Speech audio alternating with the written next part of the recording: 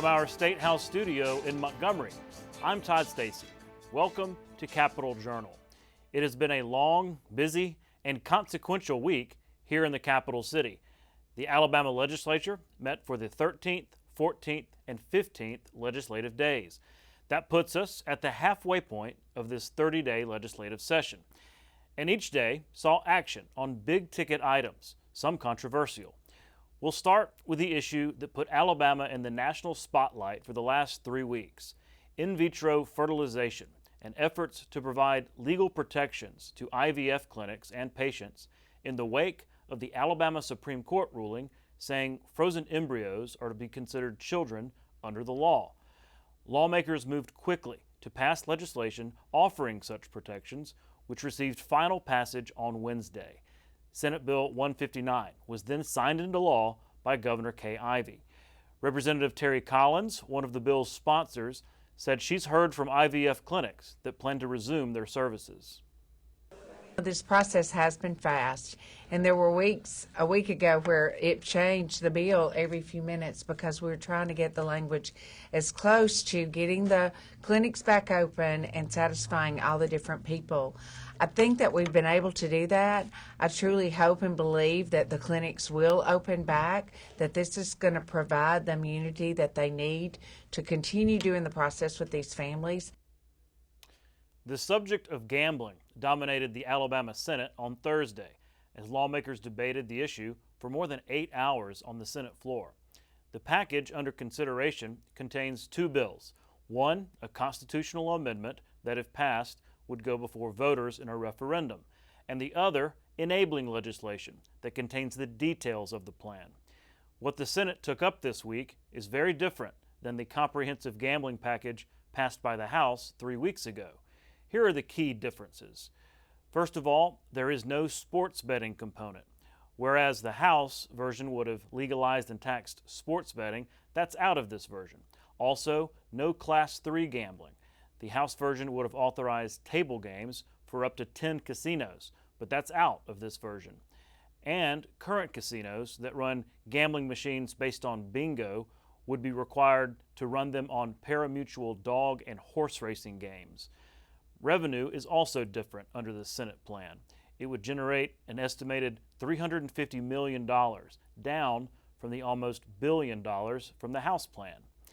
An amendment added this week would see those dollars split into three buckets: education, general fund, and infrastructure.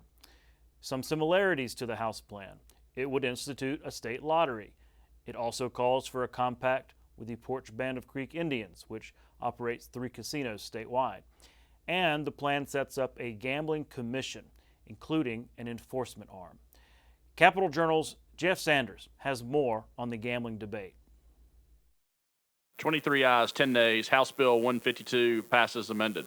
Following roughly 8 hours of debate on the Senate floor, a set of gambling bills were passed by lawmakers. But they look very different from what was passed in the House. Republican Senator Greg Albritton carried the legislation in the Senate. The House bill was a more comprehensive plan. It covered everything that we needed. It brought in, but the unpopular part of that was the point that it had Class 3 casino matters there. That was the unpopular part, and it went deteriorated from there. Another change made in the amended bill dealt with where gambling proceeds would be distributed. Albritton wanted all the proceeds to go towards the general fund for the first few years to shore up prison funding, especially in his home district of Escambia County. But fellow Republicans passed an amendment that would change that to more evenly spread funding throughout state budgets, a move that visibly angered Albritton. I'm going to be heard on this matter. I am not going to be run over on this. Apologize. Let me get control. This amendment that this body has added, I think was added inappropriately, without due consideration. Senate Minority Leader Bobby Singleton, who along with fellow Democrats voted for the legislation, hopes a better compromise can be made in conference committee. We'll get through and shake it out, compare it to what the House has. We get these committees set, and we'll sit there like men and women and work it out. We'll be able to have a change in Alabama law so that we can grab control of this industry. Maybe only partial, but the important part that we have right now. But the decision on what House members will do will have to wait a bit. Lawmakers are going on a week-long spring break. Reporting from the State House, I'm Jeff Sanders for Capitol Journal. In the House this week, multiple contentious issues were taken up on the floor. Bills dealing with absentee voting, diversity, equity, and inclusion saw fierce debate between Republicans and Democrats. Capitol Journal's Randy Scott reports.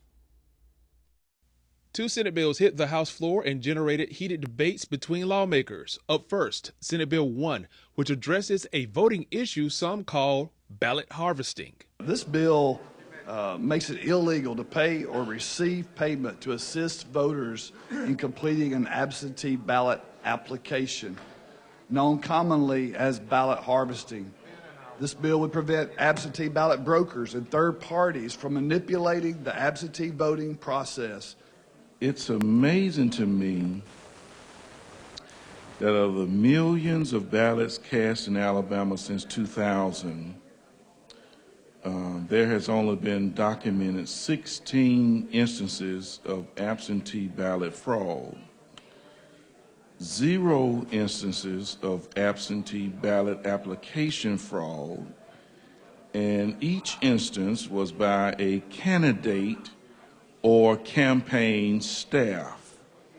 Senate Bill 1 was approved. Also on the agenda, Senate Bill 129, dealing with diversity, equity, and inclusion, or DEI guidelines.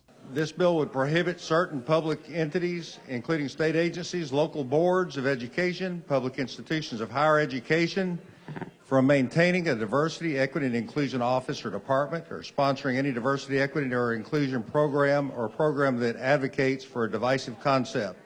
DEI is a tool to work towards a better realization of our ideals, not undermine them. It doesn't seek to divide us, but to bring us all, regardless of our myriad differences, to the bounty, to experience the freedom our Constitution guarantees us, to contribute to this great American experiment, whether we all pledge allegiance to that flag every single day we meet up in here. It seeks to achieve the promise and triumph of a more perfect union that has been deprived to so many. But we cannot celebrate and honor triumph without first reckoning with the tragic consequences of our history. Like I said, that is going to be uncomfortable, and it should be. We cannot, but at the end of the day, we cannot experience the light of truth without reckoning with the dark of our past. The House also approves Senate Bill 129. From the State House, Randy Scott, Capitol Journal. The school choice legislation that Governor Kay Ivey calls her top legislative priority became law this week. House Bill 129 from Representative Danny Garrett, known as the CHOOSE Act, received final passage on Wednesday. It will allow parents as much as $7,000 a year in tax credits to go toward sending their child to a private school. $2,000 in credits is offered to homeschool parents. The bill was amended along the way to put financial guardrails aimed to make sure it doesn't cost the Education Trust Fund. At a signing ceremony in the Capitol, Governor Ivey said the plan will allow parents more say over their children's education. Y'all, we did it. We did it. President Pro Tem Reed, Speaker Ledbetter, Chairman Orr, and Chairman Garrett, thank you for your leadership in getting the CHOOSE Act passed. Today is a historic day as we officially sign our Education Savings Account Bill, the CHOOSE Act, into law. Alabama is the only 14th state in the nation to provide families with an education savings account option. Our plan will not only work for Alabama families, it will work for our state and will be effective and sustainable for generations to come. With the CHOOSE Act, Alabama will now be a leader when it comes to school choice. And I'm hopeful this will make a difference in Alabama families. Let me also be clear that my commitment to public education remains unrelenting. At the end of the day, We all want every Alabama student, no matter the zip code, to receive a quality education. Strong students will lead to a strong Alabama, and a strong Alabama is our goal. Passing the Senate this week was legislation seeking to help Birmingham Southern College access funds that had been set aside to help the college through financial difficulty.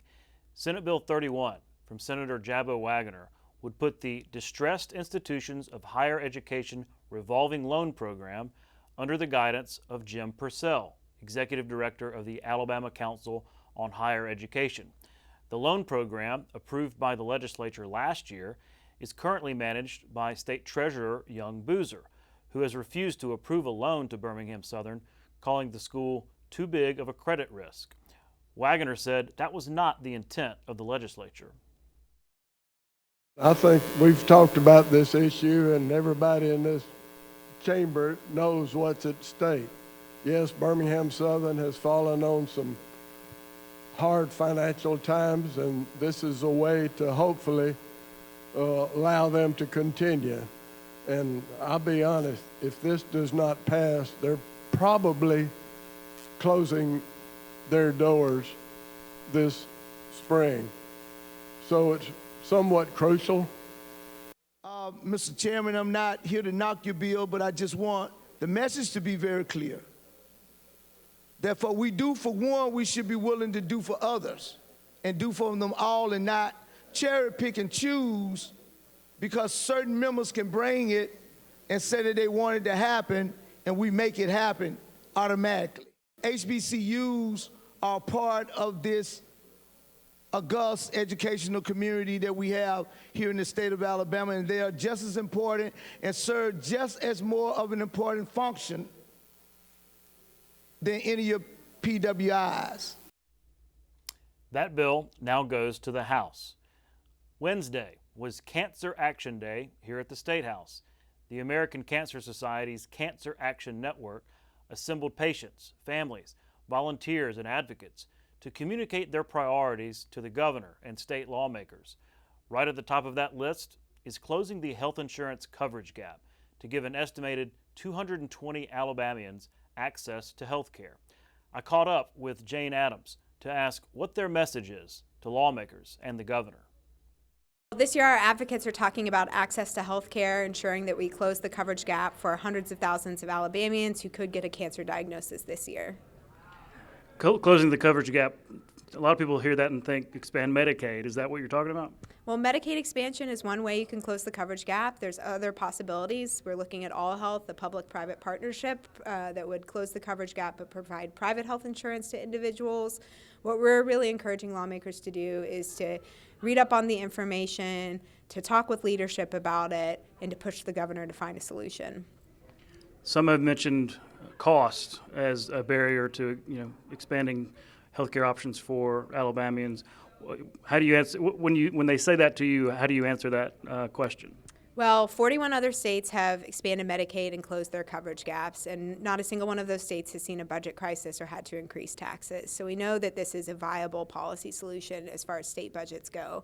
We also know that the federal money that would come down if we expanded Medicaid is to the tune of $1 billion, which is nearly what we got in ARPA. So we're talking about a lot of money that would be influxed into our state. What we do with that money matters for how we pay for it long term. If we want to invest that money back into Medicaid to ensure that we are able to pay for closing the coverage gap for a long period of time, we can do that. So when lawmakers ask how do we pay for it, the real solution is right in front of them. They just have to take the step of closing the coverage gap first.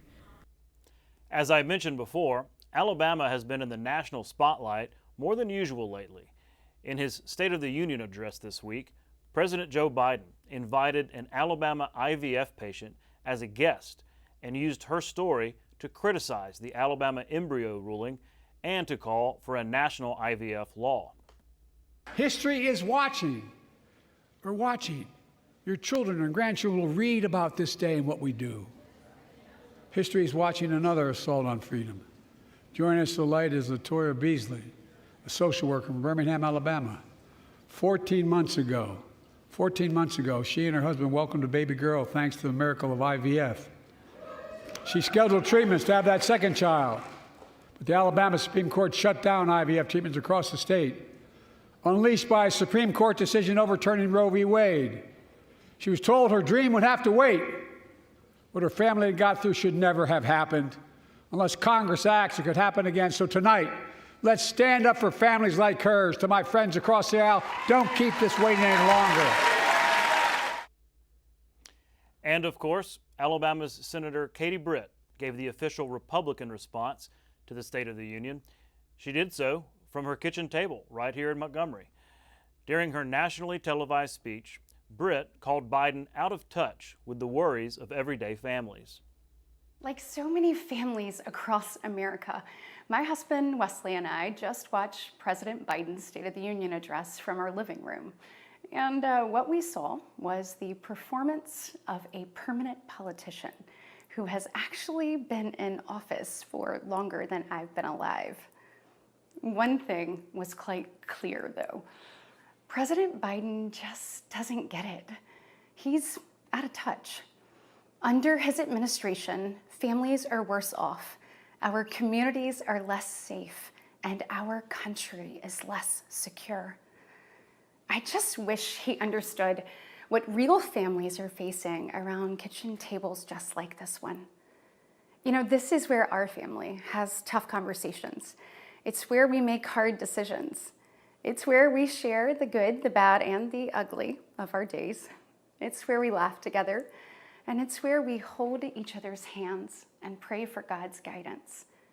And many nights, to be honest, it's where Wesley and I worry. I know we're not alone.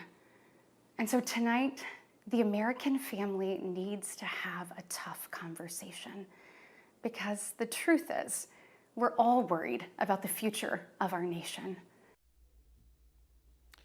A new television show called Masters of the Air has really been taking off lately. It's the story of the 100th Bomber Group flying missions over Nazi Germany in World War II.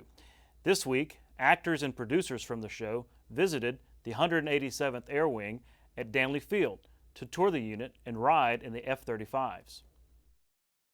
I play Lieutenant Richard D. Macon in the Apple TV Plus series, Masters of the Air. It's very rare that you come across subject matter that has not only historical context, but meaningful context to it. And I think that I was drawn to a story that is kind of just thrown around in the lexicon. To play one from the 40s, my grandfather served in Vietnam. I felt, not a responsibility, but in honor, to researching, learning the story, getting a better understanding of it. It's had a profound impact on me, if I'm honest. I've never played a real person until now, and to play someone of such honor, respect, and dignity, who was an artist by all accounts, who was brave by all accounts, who was intelligent by all accounts, to be able to take on that role and feel that responsibility, and hopefully, make him, before he passed, unfortunately recently, and his family proud of that. It meant a lot to me, and I didn't take it lightly. Younger people seeing the fullness of the history will help them understand that, the history of Black people in this country, and it wasn't as limited as sometimes it's portrayed to be. Like all the men, whether it's Buck Clevin or Rosenthal, I think all of the men, they kind of share this through line of, not to shame the plug, but, it's a band of brothers, and, this kinship, friendship, family being, born and bonded under these circumstances, and protecting the livelihood of our country. You can watch past episodes of Capital Journal online at video.aptv.org. Capital Journal episodes are also available on APTV's free mobile app. You can also connect with Capital Journal and link to past episodes on Capital Journal's Facebook page. And you can listen to past episodes of Capital Journal when you're driving or on the go with Capital Journal podcasts. Welcome back to Capital Journal. Joining me next is State Senator Greg Albritton. Senator, thanks for coming on the show. Thanks for having me. I should also mention Chairman of the Senate Senate General Fund Committee, but we'll get to that later. The issue of this week on the Senate floor was gambling. Y'all spent about 8 hours debating the altered legislation on the Senate floor. You were carrying it, so you spent a majority of that time at the mic, taking amendments, going back and forth, a lot of work done. Can you walk me through, because it passed, constitutional amendment and enabling legislation passed, but lots of changes were made. Can you kind of walk through where the bill stands now as opposed to what the House passed? Trying to keep up with where it is and where it was, okay? Yeah. Significant differences in length, in several different ways. But the biggest is that with the Senate passed version, what we have is a very, very restrictive allowance of gaming. The House bill had a much more expansive part of gaming, not expansion, but expansive. Both have lotteries. They're almost exactly alike as far as how that is set up. Both have requirements for a compact, same language, I think that was the case. And then you have the sites, the existing sites that we have already with the 17, 18, whatever it is, local CAs and other legislations dealing with pari-mutuel, electronic bingo, and those matters. We've handled those very differently. In the Senate versions, what we've done is we've taken not all of them existing. We're shutting some down. Greene County is limited to 2 sites. They have several. And then all of them are placed under the pari-mutuel gaming authority or status. Mm-hmm. That's what they can do. And that includes simulcast game, watching of races, and also the what's called the HHR, the historical horse racing matter. I don't understand how that works, but it seems to work. And that's an electronic type gaming. Yeah, kind of like how they say the bingo is playing on this machine. Instead of that, it's going to be a horse race or something. Precisely. Yeah. And so those are all level. It's the same type. Now, we didn't go in and put in size limitations because we're only saying what you have you can keep, period. Then we came in and eliminated electronic bingo, the slot machines, if you will. So we've done away with those completely. And historically, and also in the House bill, what we've done is required that PCI, Porch Creek Indians, be given another site off tribal land to be set up and taxed and invested in as a separate entity, but that would be consideration for entering into a compact with the state. That's been completely removed. Okay. So they only would be on their current sites. Only on the current sites. So that gets back to the principle that we capture what we have, we regulate it and make it possible so that we can enforce it by making them all the same. Okay.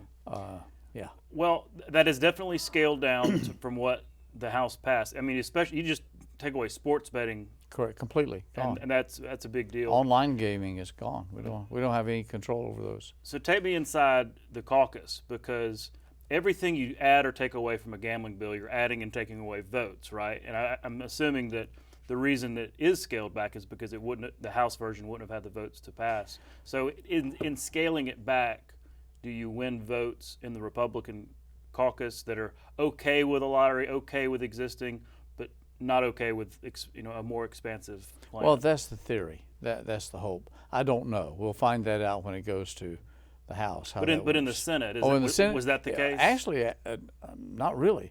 The numbers that we had, as far as the number of votes, the numbers were very similar, within 1 or 2 votes. None of them had enough to pass. All right. So that took some very careful manipulation to get to the 21. We got to 23, I think, 22, 23 on the passage. But you're right. It was a what's that, whack-a-mole? Right, yeah, one pops up and I've got a problem here. And that's the thing, there were a ton of amendments. Yeah. And you know, if you add one thing, that could ruin the whole negotiation and all that kind of thing. But the amendments we did, a lot of them were cleanup, frankly, that the House version had held, okay, that we put in. Many of them were parts that in rewriting it got slipped out. Mm-hmm. Well, let me ask you about one, because you got upset there on the Senate floor when, you know, because you had it set up to where... I got upset. Well, I got upset. You more than usual got a little ruffled there on the Senate floor. I mean, it was significant. We showed the video, but this amendment, you had the bill set up to where the first 2 years, the revenue would have gone to the general fund, and you had plans for that. Correct. Right. But the amendment basically split it up and took that 2 years away, and now you're going to go to the 3 pots. That would have happened 2 years down the line. Talk about why that's a big deal, and are you still going to try to get that back in maybe a conference committee for the general fund? I don't know that it would be wise for me to try to recapture that. I made as strong a pitch as I could on the floor and lost, and that's what this is about. So I may be stuck with where we are. That's going to have significant pressures on the general fund in the next 2, 3, 4 years, because we've got lots of inflation still. We got lots of capital improvements that are scheduled to be done that we're already committed to. And the most unusual thing is when in the prisons we can't borrow any more money. As I explained on the floor, we've got folks that don't want any prisons built, and they were successful in limiting what we could borrow. So we're going to be faced with trying to do a whole package with limited money, and that's going to put a pretty big squeeze on us. Mm-hmm. Well, yeah, I mean, you were to the point about the responsibility of the legislature to fund what y'all passed. What year was that? 2019? Oh, I don't remember. Yeah, but there is going to be a hole. Exactly, there's going to be a significant hole there, because now since we've passed that, that's the COVID hit, inflation has hit, and everything's out of kilter with that, and now we've got to catch up to all that, and having less money to be able to borrow, that's putting it straight on the general fund. Mm-hmm. Let me ask you this. Every time we talk about gambling on this show, I get feedback from viewers, and a lot of them say, look, we don't like gambling. We don't like the things that gambling brings, and why don't you bring that up? So I will. What about that? There are plenty of people in the state that are just oppose any kind of form of gambling, the social ills that come with it. And so when you're confronted with those questions about, why should we go down this route, what's your response? My response is we're already on that route. I don't gamble. I don't think it's a good thing at all. I think it's a very poor investment of money.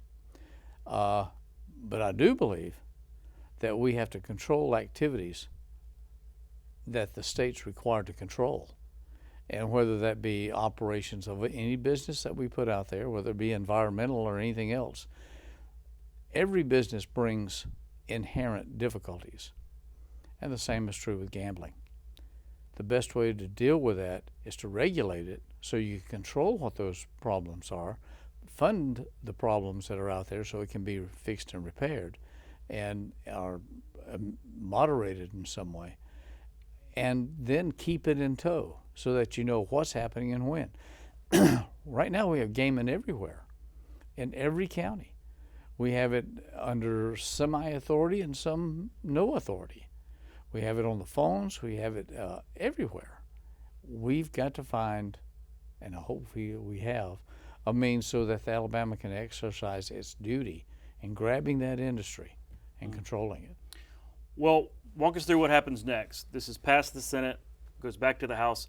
I'm hearing a lot that they're not really okay with what the Senate has done. Might, when they come back, non-concur, a conference committee maybe. I mean, what are the next steps on this issue? The next steps are we take what we passed and we send it to the House. The House takes a look at it, and then they have to make a decision to concur with what we've done, approve it, and send it over, or they can non-concur and send it to conference. And that's when the two houses get together and try to hammer out what the differences are. If we hammer those out, then each has to go back to both parties, both houses, for approval. And in this circumstance, the CAs always require a 3/5 vote. Right, even on conference. committee. Yeah. Whereas the normal bill would be just a majority. Exactly. Yeah. There's been some thoughts that if once you got to conference that only a majority, that's not true. Not on a CA. Correct. Yeah. Well, so that's an important point to make, because the House has passed a gambling plan, the Senate has passed a gambling plan, but we are a long way very, very long way apart. Final passage. Well, look, we're out of time. I know you've got a long drive back home, but thanks for making the time. Well, thanks for having me. Absolutely. We'll be right back. You can watch past episodes of Capitol Journal online anytime at Alabama Public Television's website, aptv.org. Click on the Online Video tab on the main page. You can also connect with Capitol Journal and link to past episodes on Capitol Journal's Facebook page. You're watching Alabama Public Television.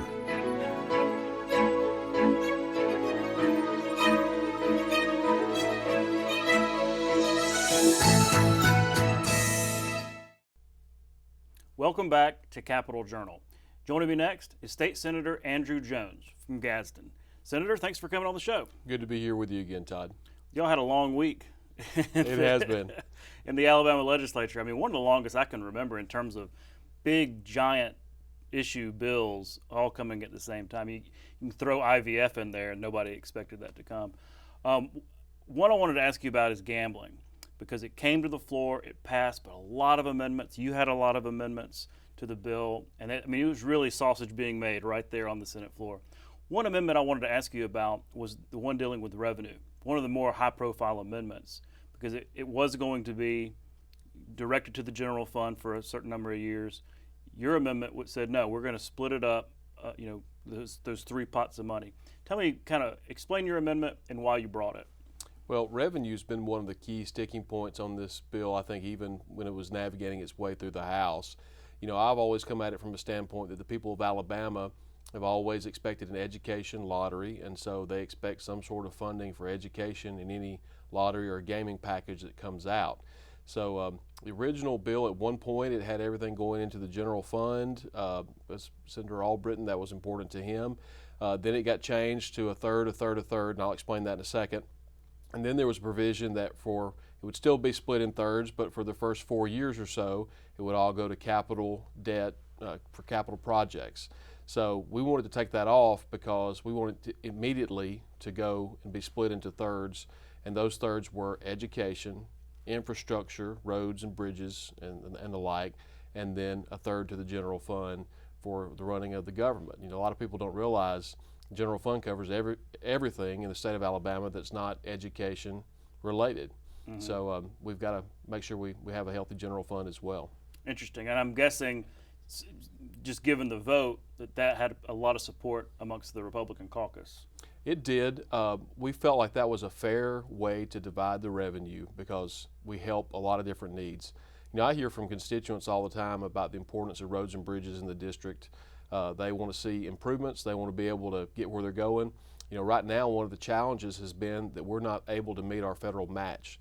So the federal government, you know, gives us, I'm going to say it's free money, but you and I, Todd, are paying taxes to make that money available. But the federal government chips in resources to the state of Alabama, and if we put up a certain match, we get those. Well, we are, I think it's $62 million right now short of making the full federal match.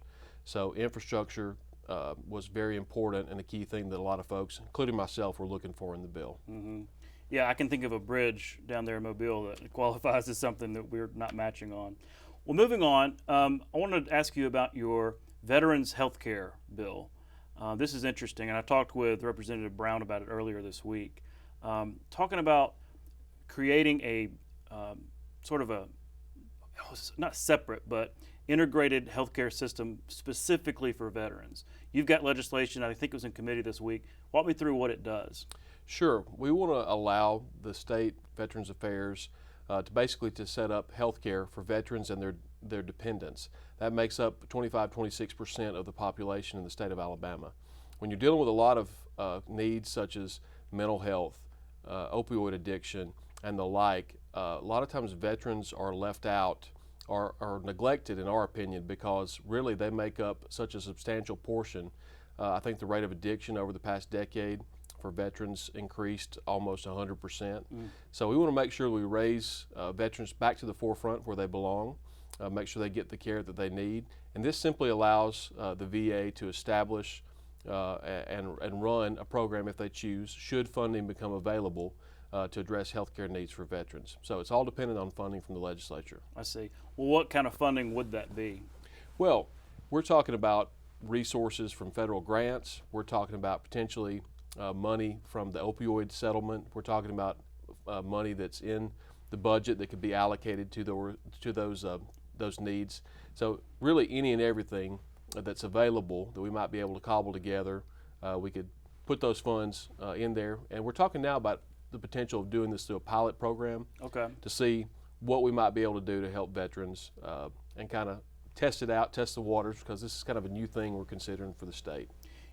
Well, you're right about veterans having unique needs. I mean, the trauma from war, the wounds you cannot see. And I remember working in Congress, and the VA was a big part of what we would do in terms of constituent services. And there was a gap there in terms of services from the national VA. There were some shortcomings. As hard as many of those folks work, is this kind of a reflection of that our national VA does have some shortcomings? Definitely. You know, I've seen and heard figures as high as 60 days for folks waiting to get in the state of Alabama to a federal VA facility for healthcare needs, 20 to 30 days for addiction treatment. You know, we've got to do better. We've got to step up and take care of our veterans who have taken care of us, who've really stepped up to the plate. They fought for our country, and many of them continue to serve now that they're back in the public. And so we want to make sure that we're getting them the help that they need. Mm-hmm. Well, in terms of getting this bill moving, I mean, we're halfway through session, so there's plenty of time left. Do you see it getting the support it needs to get across the finish line? Definitely. You know, we're talking about having a pilot program. We're talking with the budget chairman about funding right now. I think there's wide support. It was voted out of committee today unanimously, and so we're excited about the prospects. We've got a great House sponsor, Representative Chip Brown, who's a good friend and someone who really can get things done in the House. So I'm very high on the chances for success and starting this. And you know, everyone wants to support veterans. Absolutely. Well, speaking of that, what other legislation is coming through your committee related to veterans, military? We have a huge package. We always try to improve our rankings. You know, we want to avoid a base closure if possible, and one way to do that is by showing that you have a very veteran and military-friendly state. We've had reciprocity bills in the past allowing military spouses to come in and work. Now the legislature is working on some model legislation to have compacts kind of be across all jurisdictions and all fields for the United States. So that is being worked on now by LSA, and former State Senator Cam Ward is involved in that process. So that's ongoing. And in the committee, we have a number of pieces of legislation, including things like allowing military special needs children to have access to certain programs, allowing military who come in for their child to be able to get into high school athletics without having to wait for some sort of transfer where they can immediately be eligible to play. The biggest thing we have is a bill that I'm carrying, which would give an income tax exemption for active duty military. We have many states in the United States that allow that. We do not currently, and the fiscal note for that is it's somewhere less than $2 million after the first year of implementation. So it's really a no-brainer for us to be able to do that as a tax cut for our active duty military who are deployed. Okay, so if you're active duty and you're deployed, you don't pay income tax in the state of Alabama. That's what that bill would do. That's correct. And we believe, I think the figure was $2.6 million for the first year and $1.6 to $1.8 for every year after. So it's really a small ask. And so we're excited about its prospects as well. Yeah, and it's all about, obviously the legislature doesn't control where bases go and come and close and all that kind of stuff. But when you talk to our congressional delegation, do they say, hey, these things really do help? We need everything we can have every advantage we possibly can when that BRAC process starts. Is there good feedback from the delegation? Definitely. We'll be meeting next week with Congressman Rogers up in D.C., who chairs the House Armed Services Committee and is doing a lot of great things. Actually will be taking part in meetings at the Pentagon with the folks who handle the civilian and local military issues like we're talking about here, these type of bills that come through our committee. So certainly anything we can do, we went from near last place to, I think right now we're competing with Florida for number 1, and that's in big part to the Military Stability Commission here in the state. Jake Proctor heads that up, very grateful for him, and also Lieutenant Governor Ainsworth chairs that commission. So they've been very involved and active, Jess Skaggs in the Lieutenant Governor's office, in moving some of these bills forward, and those have helped move us from near last place to almost first place. And Florida better watch out because we're coming for them. Well said. Well, those will be things to watch in the next half of the session. Well, Senator, thanks again for coming on the show. Thank you, Todd. Always good to be with you. We'll be right back. You can watch past episodes of Capital Journal online at video.aptv.org. Capital Journal episodes are also available on APTV's free mobile app. You can also connect with Capital Journal and link to past episodes on Capital Journal's Facebook page. And you can listen to past episodes of Capital Journal when you're driving or on the go with Capital Journal podcasts. Welcome back to Capital Journal. Joining me next are my Capital Journal colleagues, Randy Scott and Jeff Sanders. Gentlemen, thanks for coming on the show. How are you doing? I'm tired, just like y'all are. We're all long week. Tired after a long week. Yeah, it really was an exceptionally busy week and consequential week. If you just think about the number of bills, the big bills, big ticket items that passed. But here we are. We're at the halfway point. 15 days, 15 legislative days have passed, and we have 15 possible after this coming up spring break. So let's talk about it. Randy, I wanted to start with you because, they took on some really controversial bills in the House this week. I mean, long debates, cloture motions, things like that. Got a little chippy, it seemed like. Really 3 big ticket items back to back to back. You have to start with the IVF situation, which really came out of nowhere and wasn't a part of their plans at all, but it quickly became a part of their plans, and they had to deal with it, and they did deal with it. In fact, it was almost all hands on deck. Well, no, it wasn't almost. It was all hands on deck. I know Representative Anthony Daniels had a proposal for a solution, as did Representative Terry Collins. Representative Collins' bill was the one that ended up getting passed.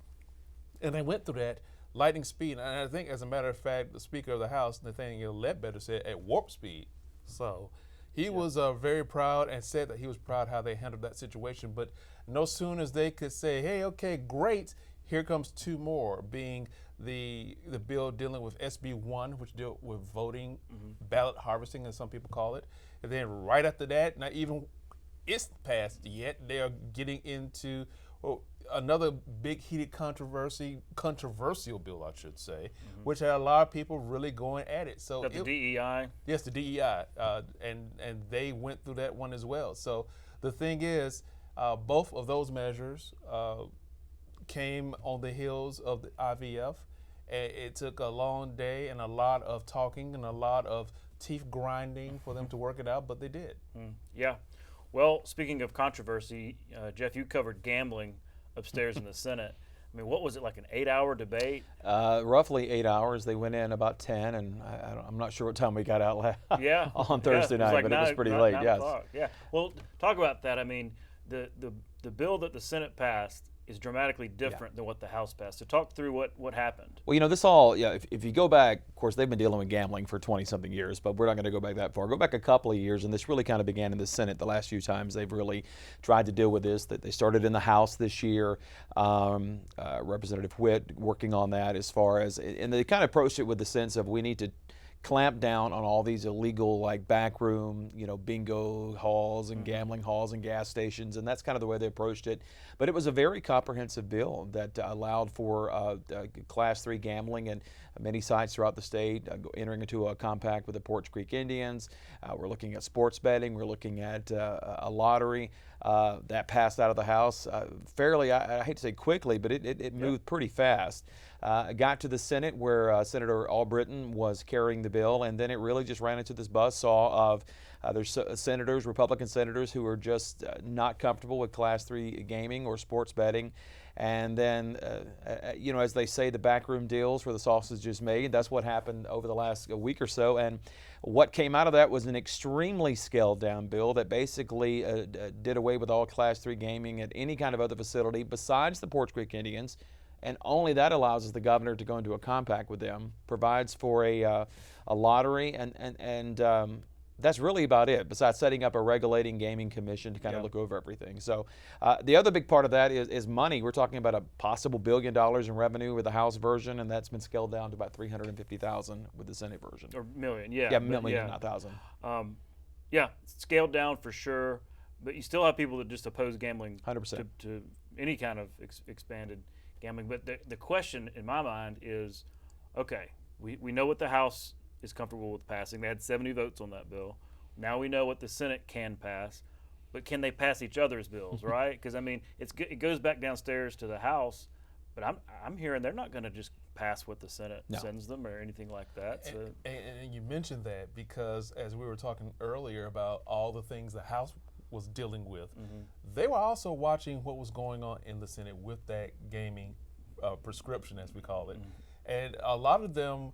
It was almost like a tennis match in case you were sitting down in front of your desk looking at what's going on with the measure upstairs and also looking around to see what they're saying at the House dais, because it was something that they were very in tune to as well too. And like you said, it passes the House, gets to the Senate, and as one representative said, it's being chopped apart in the Senate. Yeah. Well, and it would most likely go to conference committee. I talked to Minority Leader Bobby Singleton in the Senate. That's what he's hoping for, is what he thinks will happen. And he believes that once they get it into that conference committee, if that is indeed what the House decides to do, that's what we'll really see. It won't be the version the House had, but can they come up with something? Remember, you got to have 3/5 vote on the constitutional amendment, so they had 22 votes in the Senate. It squeaked by in the Senate, and so I'm curious to see what will happen. But let's be honest, even though they're on spring break this next week, the conversations are going on right now. I mean, they're probably, as we're sitting here on this desk, they're going on. And you're right about that 3/5, because Senator Albritton reminded me of that, because typically one reason a conference committee can be so powerful is once you get a regular bill out of conference committee, just takes a simple majority vote. But with that CA, it still requires that 3/5 majority. So that's interesting. Well, look, Alabama has been really in the national spotlight for the last couple of weeks. About IVF. Now we had Senator Britt on national television last night, but it's also been like having a lot of national reporters around the State House and everything. You can tell the difference because they got some pretty heavy equipment and stuff like that. Talk about what that's been like. I know you interacted with some of the national political reporters that have descended on Alabama. Well, usually when they come to the State House especially, they want to know the guidelines. Where can we go? Who can we talk to? Who's a good person to talk to? Is there a good place to go and do a stand-up, a good place to go do an interview? So they're around, and really just like us reporters here in Alabama, except like you said, they have the more shinier tools to play around with. But they came in, and I think I lost count actually how many tents were literally set up outside in front of the State House. ABC, CBS, all that. CNN. And people were asking, so how do y'all get around with them there? It's the same way we get around each other. Pardon me, excuse me, do what you have to do. And yes, it does get a little tighter when you're trying to interview the Speaker of the House, and you go from having maybe 4 media station or 4 media personnel around you that you're used to having every day to all of a sudden 20. And the room is about as big as a bathroom. But not much bigger than this desk. Not much bigger than this. You're right. Yeah, 20 reporters all and cameras and everything. It's like a college exercise. How many reporters can you get on this table? And it does happen. But they know they have a job to do. And yes, Alabama was in the bullseye for news for this past week.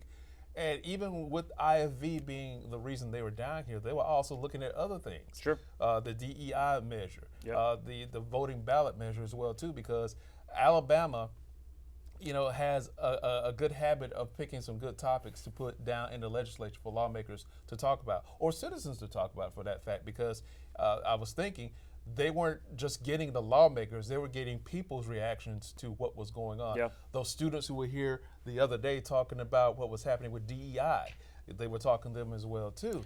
Jeff, let me ask you, I mean, did you get a sense from lawmakers that all this national exposure, all this national attention, I mean, it's not every night that we're on NBC Nightly News, No.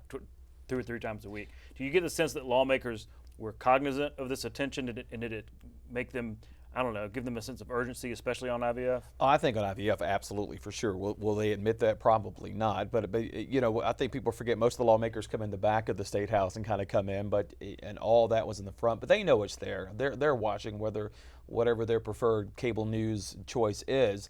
And there was a lot of pressure on them, and they knew that this week. And you could feel that, I think, palpable behind the scenes, that they were in quite a rush to get this done. In fact, in debating the Senate, a lot of the Democrats were like, we need to slow this down and do it the right way. I heard that from a few. Of course, there's some politics being played in there as well. Yeah. Don't take it all for face value, but Got to get their 15 minutes. Right? Absolutely.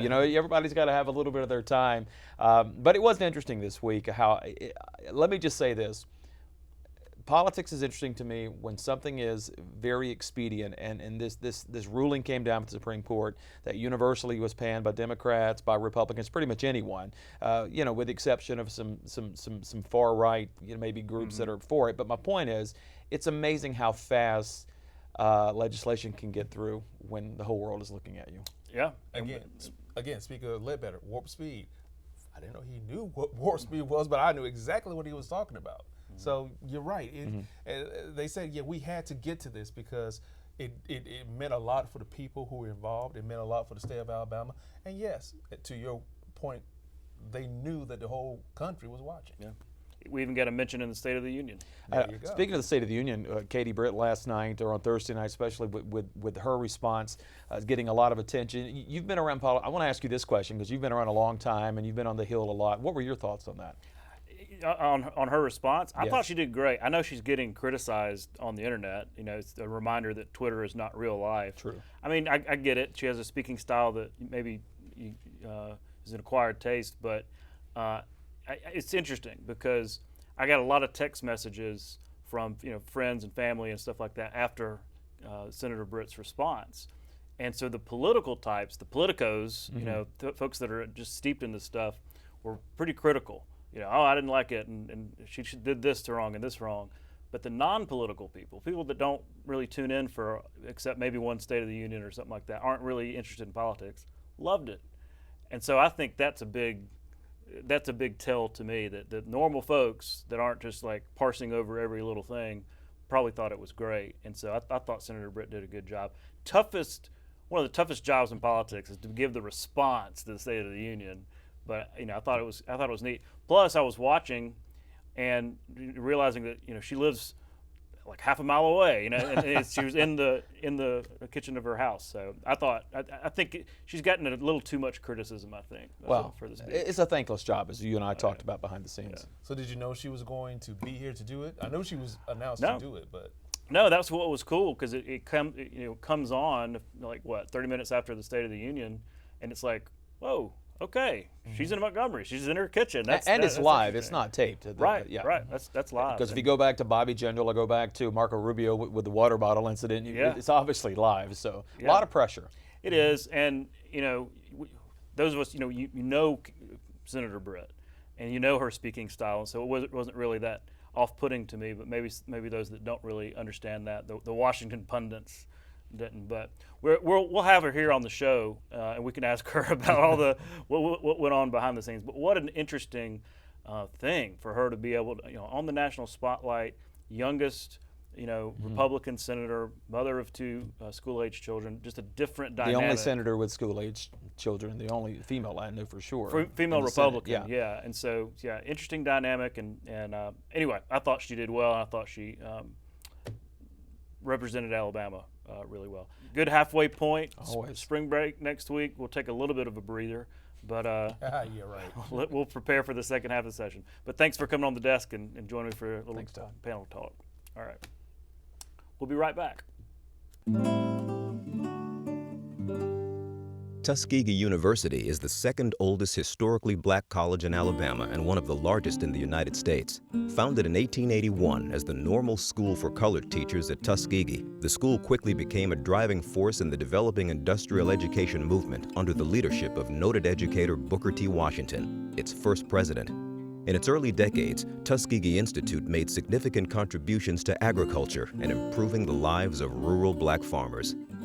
Tuskegee has played an integral role in Alabama history and education. It pioneered the movable school, served as the training ground for the Tuskegee Airmen, and students and faculty were heavily involved in the civil rights movement. In addition to its many notable alumni and academic developments, it was the first HBCU to have a marching band. Tuskegee University was recently ranked as the top black college in Alabama and the 6th nationally. That's our show for this week. Thanks for watching. Next week is the legislature's spring break, so we won't have nightly shows. But we will return for our weekend review show at the same time on Fridays and Sundays here on Alabama Public Television. For our Capitol Journal team, I'm Todd Stacy.